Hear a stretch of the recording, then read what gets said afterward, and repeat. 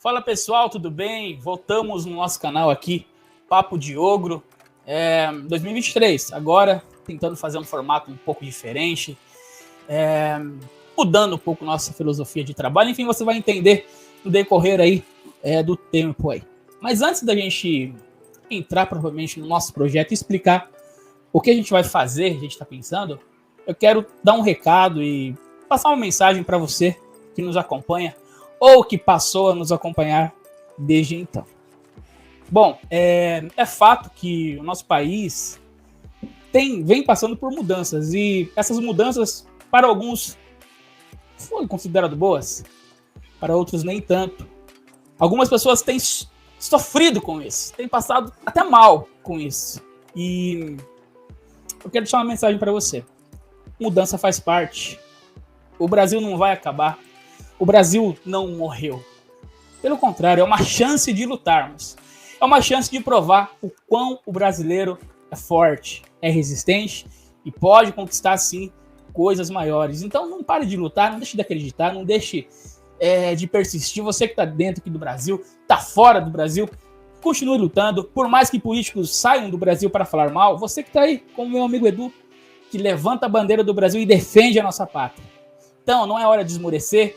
Continue acreditando no Brasil, continue lutando e conte com esse canal para isso. No mais, é a minha mensagem. Edu, meu amigo, algo a dizer? Claro, em primeiro lugar, bem-vindo a todos que estão aqui com a gente nessa nova etapa do Papo de Ogro. Uma resenha não ensaiada, é o que nós vamos fazer aqui. E quero reiterar tuas palavras também, Rubão. Sejamos todos, acima de tudo, brasileiros. Governos vão, governos vêm. Não se deixem abater. Eu sei que para muitos de nós foi difícil, muitos sofremos naquela altura, estamos sofrendo ainda, mas o Brasil é mais, o Brasil é muito maior do que tudo isso. Então o importante é lembrarmos que somos um único povo, pararmos com essa rivalidade, essa luta entre brasileiros e seus compatriotas. Não façamos mais isso. Vamos lutar por um Brasil justo, um Brasil que cresce, seja o governo que for. Também não sou daqueles que fica na torcida, tomara que dê errado para dizer que eu estava certo. Não quero isso. E Rubão tem que só fazer apenas uma colocação aqui. Você falou, somos todos brasileiros, levantamos a nossa bandeira. E muita gente vai dizer, esse cara nem bandeira do Brasil tem. Me assistam anteriormente. E vocês vão entender o motivo também de não tê-la mais aqui, pelo menos neste momento. Então, tendo dito isso, Rubão, qual é a pauta de hoje? Qual é o livro que nós vamos resenhar aqui? Pois é, bom, antes de apresentar o livro, nosso conceito agora, eu estava falando com o Edu, vamos trazer resenhas de livros, cultura pop, alguma coisa que vale a pena a gente falar. Não vamos trazer qualquer coisa para vocês também aqui. A gente vai trazer coisa de conteúdo, coisa boa. E para começar, nada melhor que isso aqui, ó. George Orwell, A Revolução dos Bichos. Se você não leu, eu recomendo fortemente que você leia esse livro, debruce sobre essa leitura que é espetacular, muito boa. Aí você fala, mas o George Orwell, ele é de esquerda. E aí? Tolstói também era, muitos eram, e não deixam de ser pilares da literatura, das artes, da cultura de modo geral. Então vamos abrir um pouco a nossa mente, ampliar o nosso pensamento, e é justamente por isso que a gente escolheu esse livro a dedo para a nossa primeira resenha de 2023. Porque não é só política que tem nesta obra tão profunda, é filosofia, é debate, é cultura. Então vamos aqui abrir a nossa mente e o nosso horizonte. Exatamente. Bom, primeiro, George Orwell não se chamava George Orwell. Ele se chamava Eric Arthur Blair. Ele nasceu em 23 de junho de 1903. Era o segundo filho de Robert Blair e Ida Mabel. Ele nasceu na Índia, na cidade chamada Motari. E com 4 anos, Eric, se mudou aí com sua família para a Inglaterra. E ao decorrer do tempo ele foi crescendo, obviamente, e começou aí a estudar na escola de Eton. Então, ali uma preparação para as famosas universidades, no qual o Edu certamente entende e pode falar sobre essa escola de Eton, que é um preparativo para as maiores aí. Passando essa fase de criança, adolescência, já em 1922, George Orwell trabalhou na Polícia Imperial Indiana, prestando serviços na Birmânia, já que a tua mãe tinha descendência, né? E nesse período que ele prestou serviço na Birmânia, foi quando surgiu o livro Dias da Birmânia, em 1934. Ele ficou ali meio que escandalizado, ou ele sentiu, Edu, porque ele viu como que era o nível de tratamento dos colonizados ali. Ele sentiu como que era a pegada e falou, peraí, e ele escreveu essa obra aqui. O que é muito curioso, me permite só um adendo aqui, Rubão, é muito curioso porque ele, de origem, era inglês, tanto que pertencia à Guarda Real, presente no que hoje é a Índia e parte da Ásia. E ele fazia parte da Guarda Imperial Britânica. Então ele podia ver exatamente a diferença entre aqueles que de fato eram nativos das colônias e dos imperialistas britânicos. E foi o que gerou essa semente socialista, acendeu-lhe a chama naquela altura. Exatamente. E nesse período que ele ficou na Birmânia, como o Edu bem disse, ele pôde encarar os dois paralelos, né? Os dois lados. E quando ele retorna da Birmânia, ele ficou meio perdido, sem ter o que fazer, porque ele ficou servindo por muito tempo, então ele voltou sem trabalho. Ele se mudou ali para Paris e começou a dar aulas em algumas escolas e até aulas particulares, e também trabalhou como vendedor de livros e começou a resenhar livros também.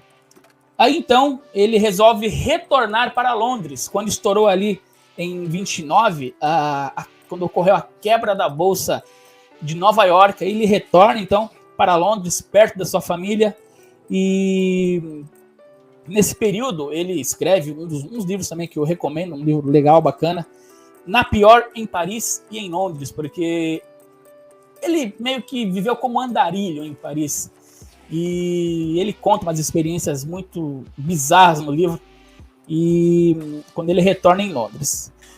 Em 1936, então, quando ele retorna à Inglaterra, já está estabelecido, George Orwell casa-se com Ellen, sua primeira esposa, com quem ele resolve adotar um filho, Richard Blair.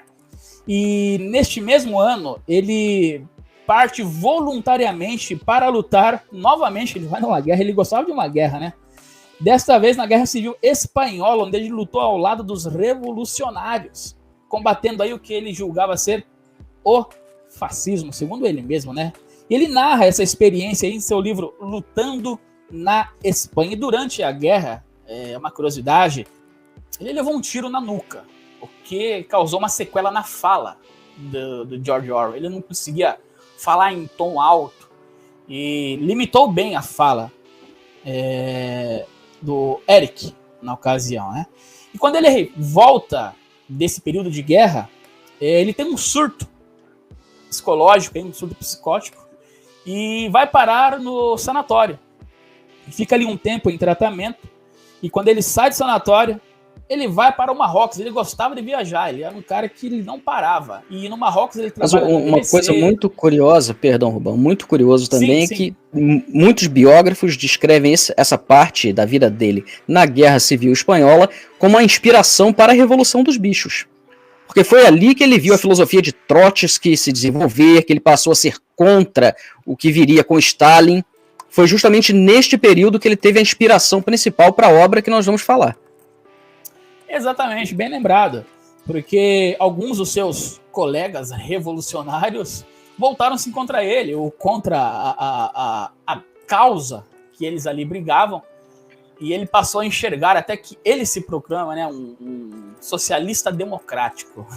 Não sei se isso é possível, mas ele se proclama isso, um socialista democrático. Enfim, aí ele começa a fazer ironias. Ele começa a ser ironias, mas muito inteligente, começa a fazer umas críticas interessantes. A fase final de George Orwell, ele faleceu na Inglaterra, lá em Londres.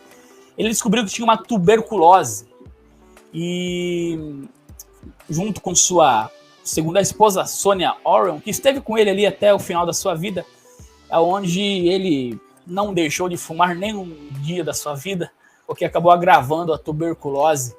E ele morreu aos 46 anos, jovem, com muita coisa para para viver ainda, mas deixou obras aí espetaculares, e ele falava que ele queria que a sua obra fosse espalhada ao mundo.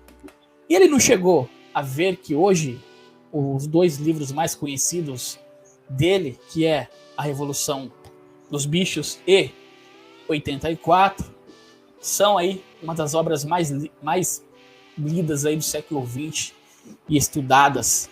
E ele conseguiu, né, Edu? Não viu, mas conseguiu com que a sua obra chegasse ao mundo. E hoje aí... Inclusive, a sua obra foi censurada em diversos países, sem sombra de dúvida. A União Soviética censurou a obra dele, embora a obra tenha sido inspirada justamente na União Soviética. Quase uma homenagem, eu diria, não é, Rubão?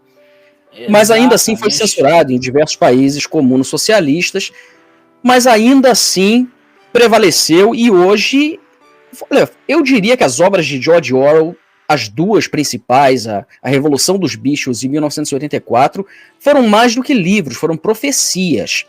Porque você consegue ver tanto o que acontecia naquela altura, no que ele se inspirou, e ainda assim fazer um paralelo com os dias atuais. Exatamente. Como o Edu bem disse na sua fala, ele pega as 2 figuras centrais desse livro aqui, da Revolução dos Bichos, que é o Napoleão e o Bola de Neve. Ali ele está retratando quem? É Trotsky e o Stalin. É claro que ele está ali fazendo um jogo de comparação, né? E de uma maneira bem sarcástica, bem sagaz. Ele está sendo muito inteligente nessa pegada, né, Edu? Porque ele dá uma... Fantástico, ele cria uma fábula. Quem começa a ler esse livro aqui pensa, pô, isso aqui é para criança. Nas primeiras páginas que você lê, você fala, mas isso aqui é um livro para minha filha ler. Né, Edu? Só que a mensagem dele... Tanto que uma curiosidade, né, Rubão? Eu acho que vale a pena a gente mencionar aqui. O título original do livro seria A Fazenda dos Animais, Animal Farm. Mas tem um subtítulo que não se fala. Mesmo hoje, nas edições mais recentes, até em inglês você vê Fazenda dos Animais, mas não tem mais o subtítulo, que era Uma Fábula. Então tudo isso foi o design dessa obra foi muito bem preparado por ele, de uma forma que parece uma história infantil, parece uma fábula inocente, e na verdade é uma das críticas mais fortes e evidentes ao regime socialista da União Soviética naquele momento. Exato, tanto que muita gente confunde, né? Fala, o George Orwell ele é um cara à direita, um republicano. Não, gente, ele não era. Pelo contrário, ele socialista, trotskista. Exatamente, no mais alto grau. Mas ele teve a consciência de, naquela época, criticar o sistema que ele defendeu. Ele teve essa consciência. Eu pergunto hoje, será que alguém que defende essa linha tem essa capacidade, Edu, de colocar a mão e falar, peraí, eu acho que o nosso regime que está defendendo tem uma falha aqui? De forma alguma, e eu sou obrigado aqui a trazer os fatos que ocorreram conosco no último ano, não é? Desde que começamos o nosso trabalho aqui no Papo de Ogro, nos nossos canais paralelos. Rubão, quem foram as pessoas que mais criticaram o nosso trabalho? Não foi a esquerda, isso eu dou esse spoiler aqui. Porque nós criticávamos o governo vigente. Nós não falávamos mal, nós não queríamos o mal do Brasil ou do governo daquela altura, mas ainda assim, qualquer crítica, por menor que fosse, os apoiadores do governo, que são da mesma estirpe dos opositores, nos criticavam e ameaçavam, radicalizando contra o nosso trabalho, porque nós ousávamos falar mal daquele que estava no poder supremo. Ou falar mal, na opinião deles, eu diria, apenas fazer uma crítica como eleitores, como brasileiros. Exatamente. As pancadas, as críticas vinham daqueles que, teoricamente, estavam com a gente, na mesma bandeirinha, no mesmo barco, enfim, né? E George Orwell, ele vai totalmente na contramão. E faz uma crítica ao sistema que ele defendia, que ele lutou. E esse livro aqui é espetacular, é de fácil entendimento. Você lê aqui a primeira... Você entende tranquilamente o que está acontecendo aqui. E, Edu, por favor, faz um resumo dessa história para a gente aqui. Antes de começar a introdução do livro, da obra propriamente dita, eu vou fazer só uma colocação aqui que eu achei muito irônico nos últimos 2, 3 anos. Pessoas que se diziam de direita, conservadores, levantando George Orwell, nada contra, acho que devem, são obras fantásticas, mas como se fossem símbolos da direita. Olha o que nós temos que nos proteger, o Big Brother, a Fazenda dos Bichos, né, a Revolução dos Bichos, perdão. Então estas pessoas sem sequer ter a noção de que se tratava de um socialista. Ainda assim que vale muito a pena, e a gente vai começar agora então a falar da obra propriamente dita antes da fábula brasileira que esta obra veio a inspirar. A Revolução dos Bichos, ou A Fazenda dos Animais, é um romance de George Orwell que foi publicado em 1945, que segue a história dos animais de uma fazenda no interior da Inglaterra. Ironicamente, foi o cenário que ele escolheu. Veja, que ele não escolheu um cenário russo, um cenário soviético. Não, ele escolheu a beleza do interior da Inglaterra, onde ele viveu boa parte da vida, e que é um país que desde sempre conhecemos muito bem como um país capitalista, que espalhou o capitalismo pelo mundo com o Império Britânico. Então é lá que a fazenda fica, a fazenda da Revolução dos Bichos. E o livro é considerado uma sátira política e social, que é escrito como uma crítica ao comunismo soviético e o totalitarismo de Stalin. Mais uma vez, lembrando aqui que George Orwell, como já falamos, era um socialista, de fato, mas trotskista, ou seja, contra tudo aquilo que foi implementado na União Soviética a posteriori com o totalitarismo de Stalin. Passando ali por Lenin, mas Lenin ele não tinha nem tanto problema assim, mesmo porque não ficou tanto tempo no controle da União Soviética. O problema de George Orwell era principalmente com o totalitarismo stalinista. É ali que os nervos dele se afloravam. E a história começa justamente com os animais cansados por serem oprimidos pelo Sr. Jones, o dono da fazenda, e alguns animais começaram a se revoltar fisicamente contra ele, atacando-o, como a cadela de companhia, de guarda, o atacou quando ele batia no cavalo, o boxer. Me perdoem se eu falar alguns nomes aqui que não são em português, mas a versão que eu li tampouco era em português, são os nomes originais, então um personagem ou outro posso aqui me equivocar desta forma, para esclarecer. Então quando o boxer estava sendo atacado pelo Sr. Jones, a cadela simplesmente o defendeu, mordendo o Sr. Jones, que na verdade era um homem, um bêbado, que de fato maltratava os animais, é verdade, os dava o mínimo necessário para que eles sobrevivessem e continuassem produzindo para a fazenda. O Sr. Jones não se preocupava com o lucro da fazenda, tinha inúmeras dívidas, com um outro personagem que, curiosamente, eu digo aqui para quem não está inteirado da obra, este personagem representava a figura daquela pessoa do bigodinho, que era, por muito tempo, amigo da União Soviética, aliado, que na verdade eram dois lados da mesma moeda. Como nós vemos hoje em dia com os partidos políticos, mas isso fica para daqui a pouco. Então os animais revoltados precisavam apenas de uma inspiração, um sopro de inspiração. E foi aí que surgiu o grande, o ancião, o porco chamado Major. Era um porco que já estava no fim da sua jornada, um porco campeão, participava de concursos, mas que ainda assim via a opressão de todos os animais da fazenda. E pouco antes do seu final, Major reúne todos os animais no galpão para uma reunião, enquanto o Sr. Jones e sua esposa davam uma festa para os seus convidados, incluindo o vizinho, a qual ele devia muito dinheiro, o do bigodinho. E com isso, Major instigou os animais a se libertarem. Major ditou ali todas as regras que deveriam ser seguidas para a liberdade destes animais. O pilar da Revolução dos Bichos, coloquemos desta forma, foram 7. Os mandamentos foram: qualquer coisa que ande sobre 2 pernas é inimigo. O que anda sobre 4 pernas e tenha asas é amigo. A princípio ele diz apenas o que anda sobre 2 pernas, mas as galinhas ficaram revoltadas, os patos não gostaram, os gansos começaram a gritar, e até os ratos também, de vez em quando a gente levanta, então por que só 2 pernas? E quem tem asas? Tudo bem, então o que tiver asas também é amigo. Nenhum animal usará roupa, porque a ideia era que os animais se separassem dos humanos, completamente diferente. Vale lembrar que basta olharmos as fotos da União Soviética. Stalin, por exemplo, usava aquele saco de batata como uniforme, assim como Mao na China e tantos outros líderes comunistas daquela altura, ao contrário dos de hoje. Nenhum animal dormirá em cama. E outro mandamento muito importante: nenhum animal beberá álcool. Tudo para os distanciar o máximo possível do comportamento humano. Nenhum animal matará outro animal. E, por fim, a máxima: todos os animais são iguais. E com isso, naquela noite, os animais, unidos, fizeram a revolução e tomaram a fazenda. Major não resistiu e foi dessa para melhor, deixando no controle, então, 3 porcos: Napoleão, Bola de Neve e Garganta. Garganta era aquele que propagava a ideologia e convencia todos os animais. E todos os animais se renderam ao charme do discurso de Major. Afinal, todos querem uma vida melhor, sem muito esforço, o que você produz é seu, eles estavam sendo explorados, não mais seriam. Os cavalos, que eram praticamente o poder econômico da fazenda, era que tudo carregavam, que tudo produziam, as vacas que davam leite, todos se convenceram que era o melhor. E as ovelhas, que não precisavam nem ser convencidas, repetiam que tudo que tinha 4 patas era amigo e tudo que tinha 2 patas era inimigo.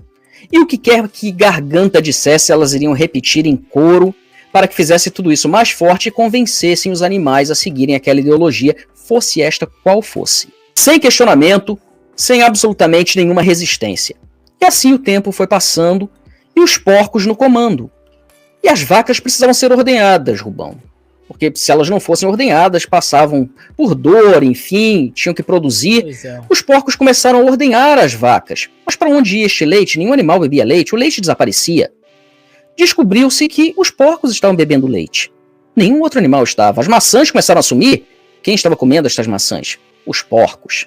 Qual a desculpa? A Garganta dizia: os porcos estão no comando, eles têm uma necessidade física de tomar esse leite, de comer estas maçãs, e também de tomar a casa que era do Sr. Jones, que até então teria sido acordado entre os animais que seria um museu, a casa, e não mais uma residência. Animais não dormem em cama, mas os porcos estavam dormindo em cama.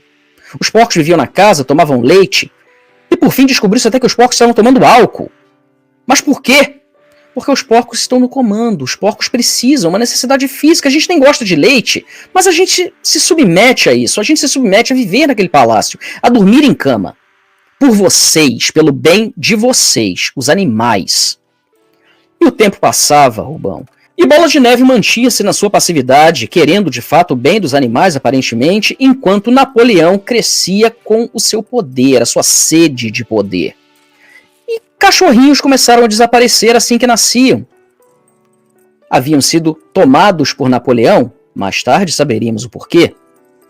Até que Bola de Neve teve a brilhante ideia de construir um moinho para a autonomia da fazenda, para a produção da fazenda, para que crescessem. Neste meio tempo, Napoleão começava a relacionar-se com seus vizinhos, humanos, de 2 pernas. Mas tudo bem, é para o bem da fazenda, Garganta dizia, e todos acreditavam, e as ovelhas repetiam.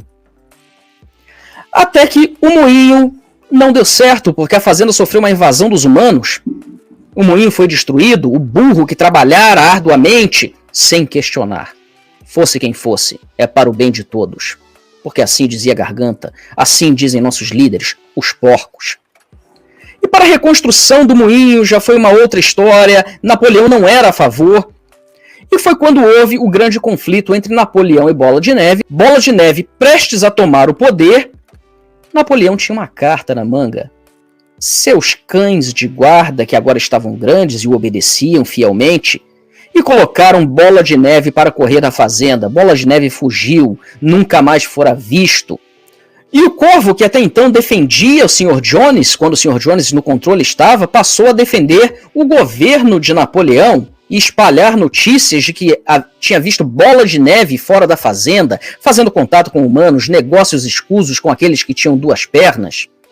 Foi quando tudo passou a ser culpa de nada mais, nada menos que Bola de Neve, mesmo sem saber se Bola de Neve ainda estava vivo. E assim a história se sucedeu. Tudo o que acontecia era culpa de Bola de Neve. Claro que nem tudo era perfeito.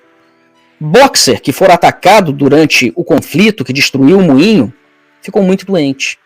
E Napoleão, com seu altruísmo, com a sua generosidade, chamou socorro para levá-lo e veio um caminhão. Mas alguns animais já sabiam ler e viram o que é isso, abatedouro de cavalos. Esse foi o tratamento de Boxer no final de sua vida. A égua já não estava muito feliz com aquilo tudo, ela gostava das benesses que recebia na época do Sr. Jones e dos humanos. Estava sempre bela, estava sempre bem tratada, bem alimentada, começou a flertar com um vizinho de 2 pernas e de repente ela desapareceu. Como aquelas pessoas que desapareciam de repente no regime soviético, como Mikhail Baryshnikov, Nadia Comaneci, que vão a um país ou vão ali pela fronteira e de repente passam a ser estrelas em outro lugar, deixando este déficit cultural para o país de onde de fato eram.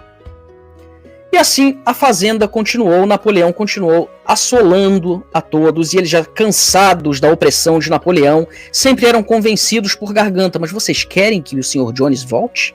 Não está melhor assim? Vocês são livres. Somos animais livres, somos animais iguais. Até que por fim, os porcos, que já dominavam a fazenda de modo geral, passaram a ter lucros, vender para os humanos, receber os humanos na casa que ora tinha sido de Sr. Jones, tomando álcool, vestindo-se como humanos, até que de repente os porcos começam a andar em 2 pernas. E mudou o mandamento. 4 pernas é bom, mas 2 é melhor. E os animais: mas como? Como que isso é possível? Garganta explicou e assim os convenceu. Olha, vocês querem isso ou querem a volta de Sr. Jones?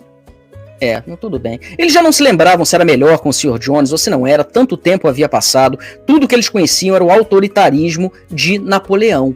E é claro, qualquer coisa que acontecesse de errado, uma seca, uma praga, uma falta de lucro, a fome dos animais, era culpa de Bola de Neve. Napoleão era inocente, afinal ele só queria o bem de todos. Até que por fim, os porcos já se vestiam como humanos, já andavam como humanos, falavam com os humanos, faziam negócios com os humanos, e aqueles que eram oprimidos, aqueles que teriam sido libertados com a Revolução, eram simplesmente mais explorados do que jamais haviam sido, enquanto os porcos prosperavam, até que passaram a se parecer fisicamente com os humanos. E assim é a fábula do socialismo. Não tem como ser implementado. Porque a sede de controle, a sede de poder é sempre muito maior pela classe dominante, seja esta classe qual for. O mais interessante dessa história aqui é que é justamente isso: os porcos representam o Partido Socialista. E os animais, de modo geral, eram as classes da sociedade.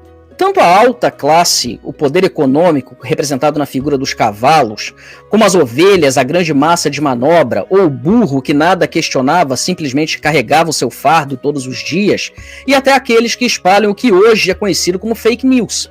A grande mídia, a propaganda, que também foi muito utilizada em outro regime primo do regime socialista, aquele naziísta, que tinha na figura daquele que era o comandante da propaganda daquele regime, conhecido como Goebbels, aquele que era o Garganta do mesmo regime. Ou seja, a propaganda é essencial para o que quer que seja instaurado. Vemos isso hoje claramente. E após tantas mudanças, os animais tentando questionar, ainda que Garganta os convencesse do contrário, as leis, os 7 mandamentos do Major, foram adaptados, que já tinham sido adaptados inúmeras vezes ao longo da obra, mas em resumo, a principal modificação foi a seguinte: todos os animais são iguais, mas alguns animais são mais iguais do que outros. Tá aí, essa é a resenha. Resumo, esse é o resumo. O Edu fez brilhantemente desta obra aqui de George Orwell. Livro curtinho, ó. Mas só que tem um detalhe. Você viu na capa aí que tem o Made in Brasil. E agora vem o nosso detalhe aqui. Agora vem o nosso toque ogro. Toque papo de ogro aqui. Porque você viu que o Edu narrou, eu tenho certeza que conforme ele foi desenvolvendo a história, você já foi assimilando. Puxa, parece isso. Puxa, parece aquilo. Nossa, eu não pensei aquele... nisso antes, não é? Nossa, parece aquele... Exatamente, parece. E parece mesmo. Por exemplo, a gente vê aí que a história ela vai começar com os bichos se revoltando. E vemos um chefe maior, aliás, quem detém o poder, o dono da fazenda, correr. Deixar de mão. Não é problema meu. Eu e meus 3 poderes não podemos fazer nada. Todos fazendo só uma analogia para você entender de quem a gente está comparando aqui. E ele largou de mão, Sr. Jones. Fugiu. Agora, ele não detinha o poder, Edu? Ele não era o dono da parada toda? Não é ele que mandava no negócio? Mais do que isso, não é? O nosso Sr. Jones, a brasileira aqui, detinha o controle e a obrigação moral de defender esta fazenda. Então, Rubão, eu vou só fazer uma pequena analogia dentre muitas que seguirão, mas eu vou começar com essa. Eu diria que a Revolução dos Bichos brasileira começou ali em meados dos anos 80, em uma certa fazenda. Sabe onde ficava essa fazenda, né, Rubão? Falando de Atibaia, Edu? aonde mais? Onde tem a grande propriedade produtora do Brasil. Então, ali em meados dos anos 80, esta fazenda foi entregue pelas forças maiores aos animais vermelhos que tomaram tudo. Não foi uma revolução muito sangrenta, não foi uma revolução... Foi exatamente como a revolução do Sr. Jones. Ele simplesmente retirou-se. O general na época, né, das forças maiores, o senhor também se chamava Jones, General Jones Figueiredo, que retirou-se e entregou para os bichos, que alguns anos mais tarde criaram uma constituição dos bichos também, Rubão. Uma constituição cidadã, onde todos os animais participariam. E tinham também os seus mandamentos, que eu vou ler aqui para vocês. Qualquer coisa que tenha 10 dedos é inimigo. O que tem 9 dedos é amigo. Nenhum animal usará terno importado. Nenhum animal dormirá em palácio. Nenhum animal beberá álcool. Nenhum animal matará outro animal. Celso Daniel. Santo André. Todos os animais são iguais. Então estes foram os mandamentos da fazenda de Atibaia. Fábula brasileira, tá, pessoal? Colocando aqui. É sempre bom a gente explicar um pouquinho, né? O comecinho só. É só o comecinho. Apenas. E com isso, claro, tinha que ter um controle da fazenda, né? Os animais não podiam ficar ali sem ter quem controlasse. E tinha os porcos, claro, como vocês ouviram a resenha do livro em si, aqui na fábula também tinham os porcos. 3 porcos eram os comandantes, os principais. O major, que era oriundo do Caribe. Sabe uma ilha do Caribe, que tem um sistema de saúde maravilhoso, uma educação de primeira grandeza? E de onde veio o major? Ele tinha uma barba grande, sabe? Finado major. Então o major ditou as diretrizes, mas ele não durou, ele se foi, ele partiu. E ficaram os outros porcos. Um chamado Napolulão e o outro Bolsa de Neve. E tinha um outro porco que também ajudava ali a convencer a todos que tudo estava dentro daqueles mandamentos. Uma constituição, praticamente, não é? E aquele porco tinha um talento maravilhoso para explicar, para convencer. Aquele porco tinha uma boca de veludo, Rubão. Essa é a verdade. Pois é. Não é? Rubão, mas me diz o que você acha dessa fábula brasileira até então. Parece, assim, com a realidade que vivemos? Será uma obra de ficção e tudo é mera coincidência? Pai, se a gente for fazer uma revolução dos bichos tupiniquim, cara, já temos todos os personagens com as características, com os atributos, com tudo no jeito. Temos os 3 porcos, a gente não pode falar nome, a gente não tá falando nome de ninguém aqui, tá, gente? Aqui, ó, não estamos falando nome de ninguém. Não. Longe disso. Não estamos criticando o governo de ninguém. Não, jamais. É isso. Esta é uma obra de ficção e qualquer semelhança terá sido mera coincidência. Aqui, ó o nome do cidadão aqui, ó. É ele, viu? Vai atrás dele. Inclusive, é da ideologia dos 6 aí. Enfim. Se nós pegarmos, agora falando sério, para analisar os personagens do livro com os personagens da nossa realidade, que infelizmente aqui foi uma ficção, mas aqui a gente vive na pele, nós temos o porco fujão, nós temos o porco bom de lábia, nós temos o porco que perdão, mané, que fala bem, né? Que se desenrola, que tudo para ele é no diálogo. Você é uma mistura, né, de mau caratismo, enfim, aquela forma chique, né, bonita de falar, mas cheia aveludada. De palavras vazias. Aveludada, né? Pois é, que protege aí as nossas maquininhas, né? Enfim. Então vamos falar um pouco aqui do projeto de poder também desta fábula, não é? Nós tínhamos Bolsa de Neve, que queria o bem dos animais, mas mantinha-se na sua insignificância. Era quase um congressista, vamos colocar assim, pela maior parte da sua vida. E você tinha Napolulão ali, comandando, com seu regime implementado gradualmente, contudo autoritário. E Napolulão teve uma brilhante ideia. Olha, eu cometo tantos crimes, eu preciso de alguém que me descondene caso eu venha a ser condenado. Aí ele começou a criar cães, para que num futuro caso ele precisasse, estes cães poderiam libertá-lo. Olha proteção. Que coisa, não é, pessoal? Parece, assim, é coincidência, tá? Só quero colocar aqui. É apenas uma fábula. E nós tínhamos também, nesta fazenda de Atibaia, os cavalos, nobres criaturas que carregavam a economia nas costas. Estes cavalos também tinham que pagar mais impostos. Mas esses cavalos, de certo modo, também se beneficiavam. Quem sofria mesmo era o burro, que além dos impostos e da carga e tudo mais, esse burro era tapado e seguia quem ali estivesse. E todos os outros que repetiam os mantras colocados por Boca de Veludo, tudo está certo, tudo está bom, tudo está dentro da letra da lei. O que ninguém contava era que anos mais tarde, com o crescimento da fazenda de Atibaia, desculpa pessoal, a fazenda dos bichos, é porque a localização é realmente uma cidade pitoresca. É geológica. Mas, não, é porque os amigos dos bichos também tinham fazendas ali na região de Atibaia. Não era exatamente dos bichos, era de amigos dos bichos, né? Se a gente parar para olhar mais claramente. E os bichos começaram a se relacionar com esses fazendeiros, né? Criando algo que eles chamavam, em homenagem a um outro fazendeiro, o Foro do Seu Paulo. Os bichos comandados por Napoleão, inspirados pelo major da Ilha Caribenha, criaram o Foro do Seu Paulo. E conforme a fazenda de Atibaia crescia, quer dizer, a fazenda não era exatamente dos bichos. Eu falo Atibaia, aquela cidade tão pitoresca, tão significativa, mas tinham inúmeras fazendas ali e era de amigo dos bichos, não dos bichos em si. Eles não tinham a posse, era de amigo deles. Eles apenas utilizavam aquela fazenda. Para deixar claro aqui, para fazer sentido na nossa fábula. Mas Napoleão começou a se relacionar com outros fazendeiros, fazendo associações.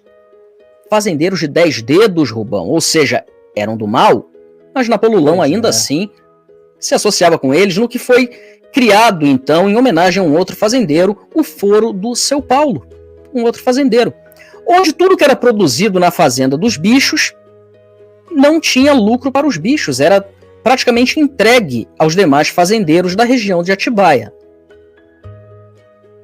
incluindo os cavalos, grandes animais nobres que carregavam a economia da fazenda nas costas, começaram a pagar mais impostos para Napoleão, até que uma égua, por exemplo, decidiu, não, eu vou me embora daqui. E aqueles que detinham poder econômico passaram a pagar mais impostos, mas aqueles que detinham apenas o trabalho, o suor do seu rosto, começaram a ser mais explorados ainda e não ter nenhum retorno, como o burro, que carregava o seu fardo sem reclamar, ou as ovelhas que com tudo concordavam. E nós víamos também a máquina de propaganda, com o porco aveludado, com sua boca de veludo, com sua lábia elaborada, a grande mídia na figura do corvo, que já havia trabalhado para outros controladores, como o das forças maiores, mas agora também se vendia por qualquer migalha a Napoleão. O que não se contava é que os animais se cansariam deste regime, ainda que por pouco tempo, colocando Bolsa de Neve no controle da fazenda dos animais, que deixou de ser a fazenda de amigos, passou a ser de fato uma fazenda produtiva, com infraestrutura, com construção de passagens d'água, desvio de rios para aqueles animais que sofriam com a seca terem acesso a este recurso natural tão necessário para a vida como a água. E tudo isso feito por Bolsa de Neve. Napoleão teve seus crimes descobertos nesta altura e foi preso. Mas tinha uma carta na manga. Lembram-se dos cachorrinhos que agora cresceram? Pois é, estes cachorros, 11 deles, para ser mais preciso, sendo que um deles, na verdade 10, cometi um erro aqui. Eram 10 cachorros e um porco. Um porco boca de veludo. Até que um destes cachorros, muito bem treinados, descondenaram Napoleão. Disseram, Napoleão é inocente, porque o crime que vocês acusam ele de ter cometido não foi aqui em Atibaia. Foi em outra fazenda, ou seja, não é crime, tem que ser reestudado, esquecido, já passou do tempo. Napoleão voltou à tona e tomou o poder novamente. E mesmo aqueles bichos que se beneficiaram com tudo aquilo que foi feito por Bolsa de Neve, se viraram contra ele. Os bichos preferiram passar sede e fome novamente, ver a água secar, Napoleão transportando ali um balde d'água ou outro, ganhando dinheiro com isso, obviamente. Mas tudo aquilo que fora feito em benefício dos bichos, destruído, ignorado, e os bichos, viva Napoleão, que venha! E Napoleão não estava feliz, soltou os cachorros em cima de Bolsa de Neve, que fugiu da fazenda desesperado, sem olhar para trás. Bolsa de Neve, que havia prometido que esta fazenda jamais será vermelha, esta fazenda será dos bichos, simplesmente pegou um avião, foi para uma fazenda muito mais desenvolvida, muito mais capitalista e ficou muito bem, nunca mais se ouviu falar de Bolsa de Neve. Napoleão consolidou-se, destruiu a fazenda, que ora era lucrativa. A fazenda passou a viver na miséria, enquanto ele no palácio e com os outros porcos e os seus cachorros adestrados, tendo tudo do bom e do melhor, e os animais sofrendo, mas convencidos de que, sim, eu acho que está melhor dessa forma, porque Bolsa de Neve estava nos oprimindo. Estava nos dando tudo aquilo que nós não tínhamos, então estava fazendo com que nós sofrêssemos mesmo sem sofrer. E com a mídia, o Corvo e o Boca de Veludo convencendo-os que, sim, está tudo muito melhor com Napoleão, ainda que a fazenda esteja agora completamente destruída. E uma nova constituição foi feita, Rubão, porque, é claro, o Foro do Seu Paulo voltou ativa com toda a sua corrupção e falta de pudor. E aqui encerramos essa história com a nova constituição da fazenda de Napoleão em Atibaia. Nem tudo que tem 10 dedos é inimigo. O que tem 9 dedos é amigo. Nenhum animal que trabalhe usará terno importado. Nenhum animal que pagar impostos comerá picanha. Nenhum animal beberá álcool sem impostos. Nenhum animal matará outro animal do mesmo partido. Todos os animais são iguais. Mas os animais vermelhos são muito mais iguais do que os outros. E assim, todos viveram livres para cumprir as ordens de Napoleão e seus aliados. Coincidência? Vocês decidam se foi tudo aqui apenas uma obra de ficção ou se, quem sabe, a realidade pode entrar nesta fábula. Você, Rubão, o que acha? Cara, eu acho perfeito essa comparação. Cara, isso se encaixa perfeitamente em nosso dia, cara, em nosso mundo, em nossos... Nossa, cara, história, né, como um todo. Essa história se completa perfeitamente, bicho. É a Revolução Tupiniquim. Temos cada personagem aqui, ó. Temos o burro, temos o pato, temos as galinhas, né, que fazem barulho aí. Agora diz que vai lançar uma nova direita aí, inclusive com Gentili presidente. Temos cada personagem aqui tipificado. Tá tudo aqui. Mas, repito, tratamos apenas da obra do brilhante escritor George Orwell. Eu falo brilhante sim, porque ele é muito bom. Ah, mas ele é de esquerda. Mas ele é bom. Aprenda a reconhecer quando o cabra é bom. É isso aí, Rubão. Cara. Então, no mais, pessoal, seria apenas uma resenha de uma grande obra, mas é tão parecido com a realidade que todos nós vivemos, com a nossa história, que não podíamos deixar de contar esta pequena fábula brasileira aqui para vocês. Mas é claro, não será sempre assim, nós vamos fazer resenhas de fato de obras de grandes autores. Rubão, quer contar pra gente qual vai ser a próxima resenha que a gente vai fazer? Óbvio, olha, um clássico do livro aqui da literatura brasileira, um clássico. Nada mais, nada menos do que Dom Casmurro.